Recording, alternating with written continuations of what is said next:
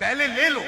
अच्छा, अब यहाँ पर हमारे बाद ऐसे हजरात भी बैठे हैं, पढ़े लिखे हजरात हैं, और बाद हजरात मुमकिन है, मैं बदगुमानी तो नहीं करता, जहाँ पढ़े लिखा माहौल होता है वहां पर हर तरह के सोचने वाले जहन होते हैं। तो ये भी सोचे साहब इन्होंने तो अकल के दरवाजे बंद कर दिए, ये तो अजीब इस्लाम पेश करते हैं, अजीब तरीके से शान बयान करते हैं कि अकल से काम न ले, बस हम जैसे दीवाने ही हो जाए और जुनून में रहे हर वक्त। नहीं, ये मतलब नहीं, अकल के दरवाजे बंद नहीं किए।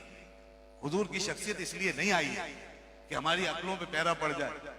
हुजूर की जात इसलिए नहीं है कि हमारे फजाइल और कमालात कहीं महदूद होकर रह जाए। हुजूर की शख्सियत इसलिए नहीं कि इंसानियत दब के रह जाए।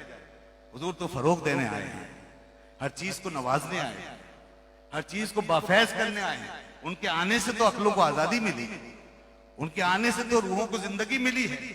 हुजूर तो इस शान से आए हैं, हुजूर तो हमारी रोशनियों को रोशनी फराहम करने आए हैं, हमारे नूर को नूर देने आए हैं, हमारी अकलों को अकल देने आए हैं, हमारी रूहों को रूह पहनाने आए हैं, हमारी जानों में जान डालने आए हैं, हमारे उरूज को उरूज बख्शने आए हैं, हमारी अजमतों को अजमत का चांद लगाने आए हैं। हुजूर किसी को गिराने नहीं आए, रोकने नहीं आए। उनके आने से तो फजाइल का बाब खुला है, तमाम चीजें आजाद हुई हैं। ये हुजूर की शान है। तेरी निगाह नाज से दोनों मुराद पा गए। किसी आशिक से पूछो, किसी वसीउल इल्म से पूछो, जिसकी नजर इधर भी है और उधर भी है, जिसने दुनिया भी पढ़ी और दीन भी पढ़ा है, उससे पूछो अल्लामा इकबाल क्या कहते हैं कि तेरी निगाह नाज से दोनों मुराद पा गए, अकले ग़याब जुस्तजू इश्क़े हुजूर व इस्तिलाब। कौन सी अकल है जो वहां से फैज़याब नहीं हुई?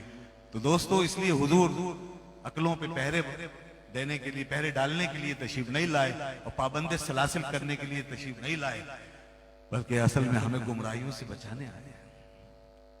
हमें गुमराहियों से बचाने, हमें भटकने से बचाने आए, हमें बहकने से बचाने आए। हम गुमराह हो जाते, लक़द कानू मिन क़ब्लु फ़ी दलालिम मुबीन, ये पहले सब गुमराही तो थे, फरमाया ये सब गुमराह थे, सब भटक रहे थे। अकलें भी तो अपना काम करके जा चुकी थी। इंसान को क्या मिला? क्या यूनान के फलसफे ने इंसान को अकल दे दी जो उसे खुदा तक पहुंचा दे? क्या अरस्तू और अफलातून की फिक्र ने इंसान की हकीकी रहनुमाई कर दी थी? क्या सुकरात और बुकरात का फलसफा इंसानों के काम आ सका? उससे बड़ी अकल तो अब दुनिया में नजर नहीं आती। वो शहर जो जहां ये सुकरात बुकरात और ये सारे तमाम बड़े बड़े अहले अकल अहले दानिश मौजूद थे, अब उन जैसे शहर और आबादियां कहीं मिलेंगे? ऐसे हाई फाई दिमाग कहीं मिल सकते नहीं। तो वो सब कुछ हो चुका, दुनिया में बड़े बड़े दिमाग आकर जा चुके, मगर इंसान भटकता रहा। और दूसरी तरफ बड़ी बड़ी बादशाहतें, सल्तनतें, क्या आज उन जैसी बादशाहतों सल्तनतों का कोई एक अदना मिसाल भी दुनिया के अंदर नजर आती? कोई उशरे अशीर भी है? आज सल्तनतें बड़ी बड़ी मौजूद है, मगर बेबस, उनके इख्तियारात महदूद। आप क्या समझते हैं कैसर और किसरा के इख्तियारात की क्या बात थी? वो जमीन पे खुदा बन के रहते थे, वो हर चीज का इख्तियार अपने पास समझते थे, वो जिसको चाहते मारते, जिसको चाहते छोड़ देते। तो ये बड़ी बड़ी अजीम सल्तनतें दुनिया में होकर जा चुकी।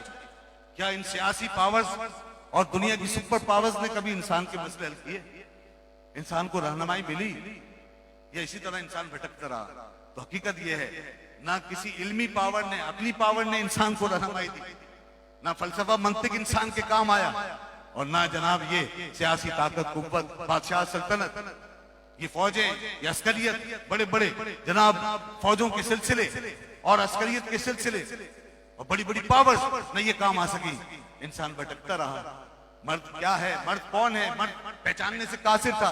ये औरत की जात क्या है, औरत के हुकूक क्या है, औरत की पहचान क्या है, औरत जानने से कासिर थी। माँ बाप किसको कहते हैं, माँ बाप का मकाम क्या है, माँ बाप को इस मर्तबे का पता नहीं चल सकता था।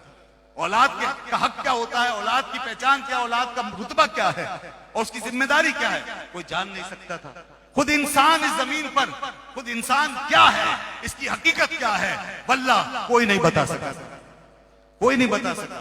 फिर उसके बाद आप देखिए वो जात आई, अल्लाह ने उस जात को भेजा दुनिया में जिसके लिए हजरत अब्दुल्लाह इब्न उमर रज़ी अल्लाह अन्हुमा ने जो बात अपने लिए कही है, हकीकत यह है कि वो सारी कायनात पर मुंतबिक होती है।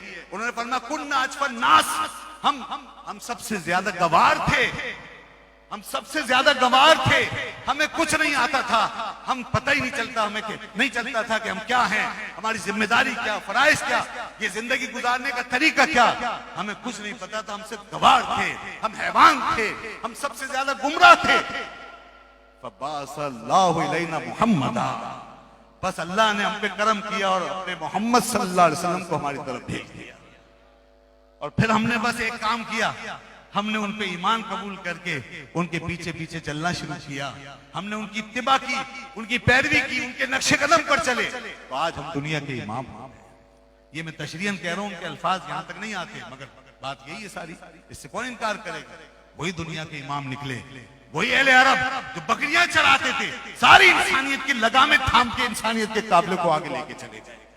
वही उलूम और फनून के बानी और सरपरस्त बने दुनिया में, वो उलूम जो कभी मनस्से सूद पर नहीं आ सकते थे। इन बकरियां चराने वालों ने क्या अजमत पाई है कि दुनिया को उन उलूम से हमकिनार कर दिया, दुनिया की अक्लों को आजाद किया। कहां इंसान धुतकारा जाता था, ठोकरें खाता था, गुलामी की जंजीरों में जकड़ा हुआ था, मज़ाहिर फितरत का पुजारी बना हुआ था। ये कैसी किताब नाजिल हुई, ये कैसी शख्सियत, कैसी सीरत लोगों को मुयस्सर आई कि अब इंसान पूरी कायनात को तस्खीर करने के जज्बे से आगे बढ़ता चला जा रहा है। और आज हम ये बात जानते हैं और हजारों दफा ये बात हो चुकी है कि साइंस हो, कोई तरक्की हो, कोई टेक्नोलॉजी हो, इसके दरवाजे खोलने वाले कौन है? मुसलमान ही तो है।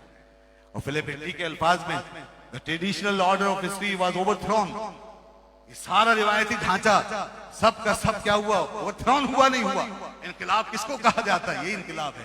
तो हुजूर ने तो पूरी दुनिया को वो आजादी बख्शी है कि कोई दुनिया आजादी ऐसी दे नहीं सकती। और आज फिर जब उनके रास्ते से हटे हैं हम, तो देखिए फिर रजत काकरा है, फिर गुलामी है, फिर मिस्कीनी है, फिर बेबसी है। आज 7 अरब के करीब इंसान दुनिया में बसता है, मगर हर वक्त डरता है, खौफजदा है।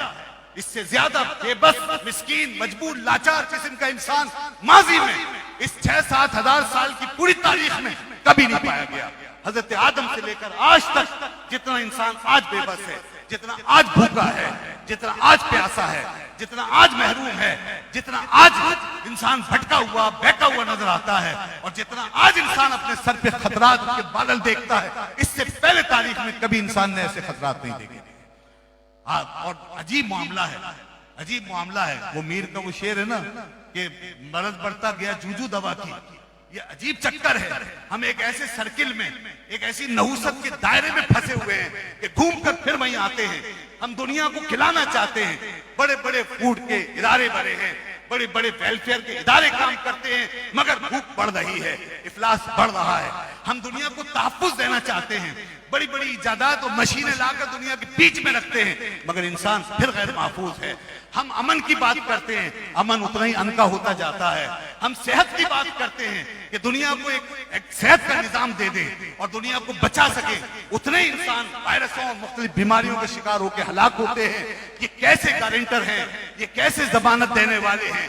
ये कौन से निजाम है कि जिसका हर कदम बजाय आगे बढ़ता है मगर पीछे हटता है? तरक्की माकूस हो चुकी है, हर चीज का रिजल्ट उल्टा निकलता है। फूल बोते हैं, कांटे उगाते हैं, गंदुम बोते हैं, जौ निकल कर आती है। ये सब कुछ क्यों उल्टा हो गया? तो अल्लाह ने बता दिया कि लोगों, कल जब तुम सब कुछ उलट पलट था तो मेरे महबूब के साए में आकर सब सीधा हो गया था। आज जब सब कुछ सीधा है तो मेरे महबूब के साए से निकलकर फिर उलट पलट हो गया।